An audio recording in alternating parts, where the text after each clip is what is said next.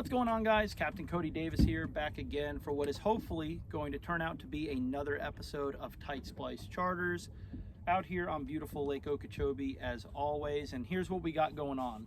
It's about 11 o'clock, 11:15 in the morning, and I've got a trip leaving out of Clewiston at 2 o'clock. I got to be there to pick them up.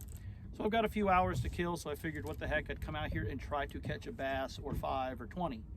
But I'm not really pre-fishing for any tournaments or anything like that. I just wanted to take advantage of the few hours I had to come out and try to fish. So we're going to try and catch them my favorite way possible. I've got two identical setups here, 7-Eleven heavy Arc Essence rod, 65-pound braid. This one I've got a 3/4 ounce Texas rig. This one I've got a 3/4 ounce jig. And we're just going to pitch these around for a couple hours and see what we can get them in front of. Hopefully if we can get one bite on the jig especially, it's probably going to be one worth talking about. And the fishing on the lake has been incredible over the past few days. It's super hot, as you can see behind me. It's bright and sunny. I'm in a t-shirt. It's in the high 70s. It got into the high 80s the past 2 days. But today we've got a nice north breeze blowing some cool air in on us, so it's really nice. And you know, really low wind, stable conditions, a lot of water is cleaning up on the outside, and a lot of these fish are making their way out. But Saturday it took 32 pounds to win the tournament, and I think 15th place was 20 pounds or something crazy. And then yesterday it took 28 pounds to win. A lot of big fish being caught. It's still not easy. You got to put your head down and grind it out, but there are big ones to be caught. And so I'm just in one of my little favorite areas here, and we're just going to see if we can run across one big one. That's really all I'm asking for. So we're going to get after it. I appreciate you guys watching and following the channel. I know I've been preaching it for the past year that I'm going to start coming out with different videos. I mean, what my main purpose of this channel is, yes, to showcase to you what an awesome lake Okeechobee is and what it can, you know, what it's capable of. But I also want to showcase to you guys just all the different fisheries we have around this region in South Florida. You know, that's what's so cool about this lake. You can come here and book a trip or two with me for 2 days, and then you're an hour and a half, 2 hours from Key Largo. You can drive over to the coast and snook and tarpon fish. You can go catch the peacock bass. I mean, it's the hubbub for fishing down here in South Florida. I mean, there's just a little bit of everything. You can pretty much, within an hour and a half drive of Lake Okeechobee, you're capable of catching everything you could ever want to catch. And that's what I want to showcase to you guys. So I've got some stuff planned here in the near future. Even as early as the next few days, I'm going to go try and film some stuff, and hopefully it works out. But as for right now, we're looking for old 9-pounder, and there are some in this hard line behind me. So like I said, I only have 2 rods. I'm gonna do some shiner fishing this afternoon. I might try to, you know, integrate that in this video, maybe kind of bleed it over to my afternoon trip, show you what the shiner fishing's like. But for me right now, it's gonna be these 2 in my hand, and we'll see if we can run across a big one. So stay tuned.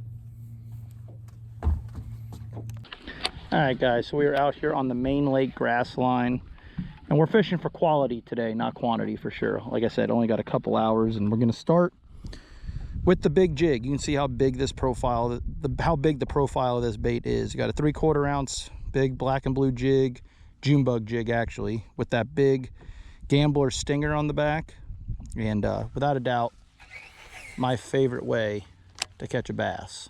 And again, 7-Eleven heavy action flipping rod, 65-pound braid, the whole 9. So we're just gonna take our time, and as Greg Hackney says, we're just gonna slink around, and hopefully we run into old big, because they're definitely around.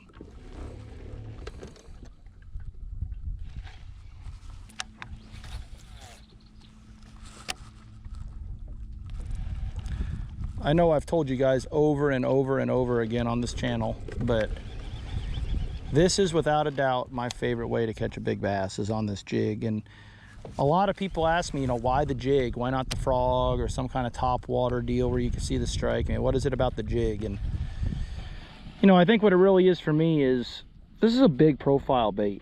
All right, you're trying to imitate a big brim, and you know, I've got fairly decent sized hands, and you can see that's a big profile bait. And just the idea of flipping that into that grass like that, and that point where you feel that you lift and it's heavy, and that split second where you're like, holy crap, that's a bite, and you just don't know if it's an 8-pounder or a 2-pounder. But either way, you know that when you swing and you set the hook, that all hell is about to break loose, because you're in her element. You're in that thick grass or next to, you know, something that she's going to try and get you into. And it's everything you could do to keep her out of it. And you know that you're about to set the hook. You've got a giant gaff for a hook on there. You got 65-pound braid straight to the, you know, straight to the hook, and a 7-11 heavy rod. And there's no drag coming off the reel. It's you versus her.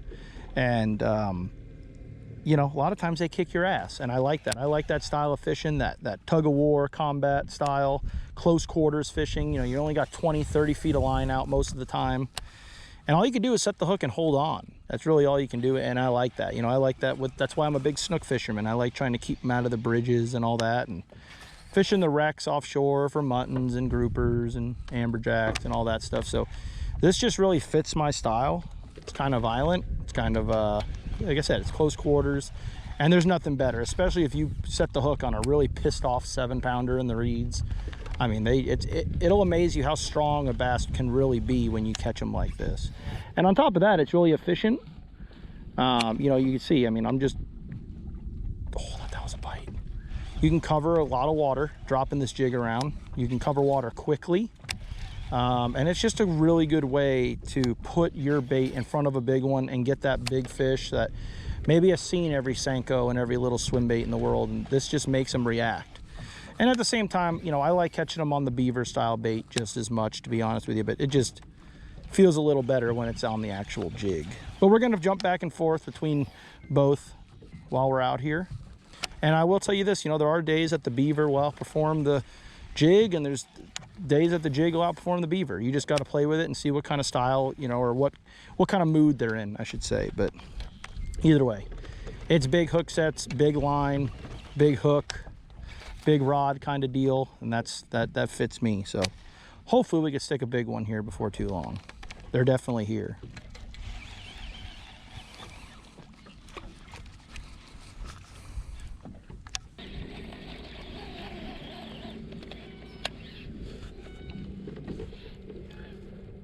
Oh, there should be one right there. That wasn't a good flip. Not happy with it.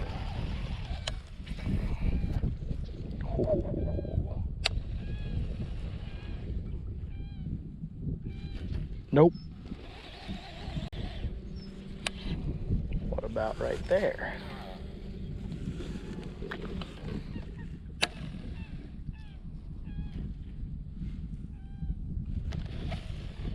Nope.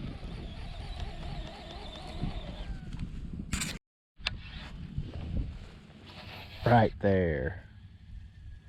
Come on.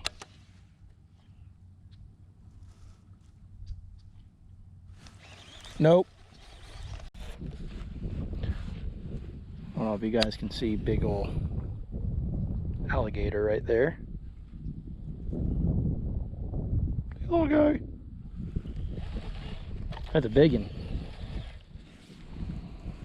Oh, I mean, come on. Right there. Wind blowing in on it. Let's go.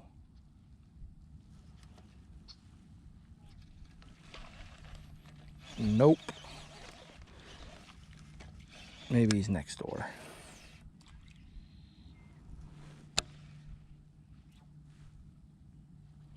Nope.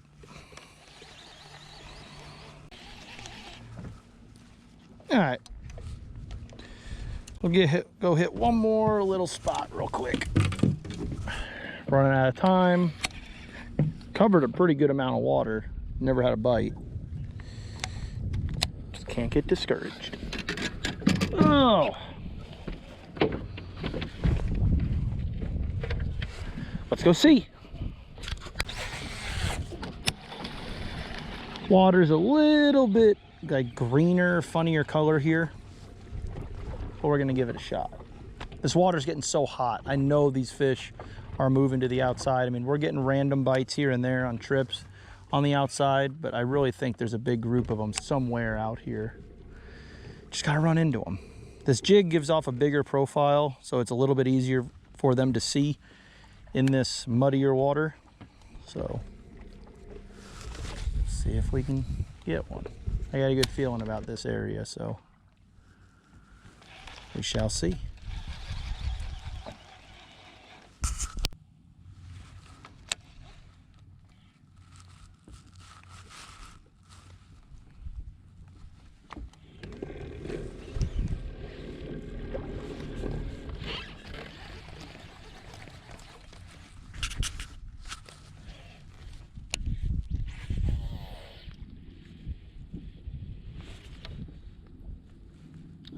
guys can hear that or not. But this entire grass field is filled with bluegill eating those chiselly wings, like I was literally just talking about. If you listen real close, you should be able to hear it.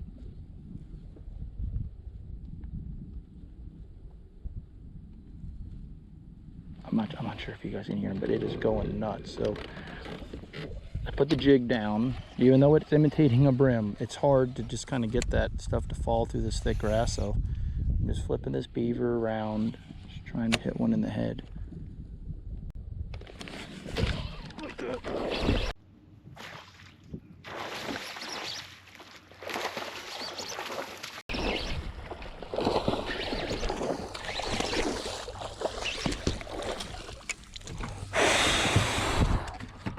Holy crap. And that's what you're looking for.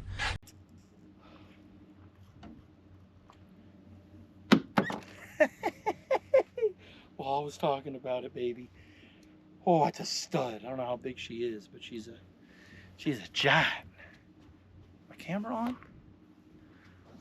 Damned old biggin. Big old pre-spawner in here. Look at that mouth. God, I love this lake. You guys can be snowed in all you want, but you better get your calls in and book for next winter. Middle of February. I'm in a t-shirt, it's warm, and they're eating bluegill.